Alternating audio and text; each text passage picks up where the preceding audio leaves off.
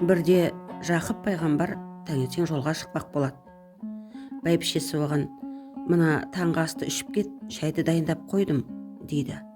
Жақып оған: «Жолдан қаламын», деп бұрылмай кете барады. Жолда келе жатса, алдынан жылан кездеседі. Жақып оңға қарай жүрсе, ол оң жаққа, солға қарай жүрсе, жылан да сол жаққа қарай жүреді екен. Бір кезде Жақып қамшысын алып: «Мен пайғамбармын ғой, неғып жолымды бөгейсің?» деп жыланды осып жібереді. Жылан ініне қашып тығылады. Жақып әрі қарай жүре бергенде атының аяғы бір тесікке тығылып, өзі аттан құлап түседі. Қараса, атының алдыңғы аяғы сынып кеткен екен.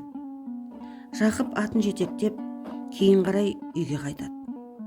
Бәйбішесі алдынан шығып: «Не болды?» деп сұрайды.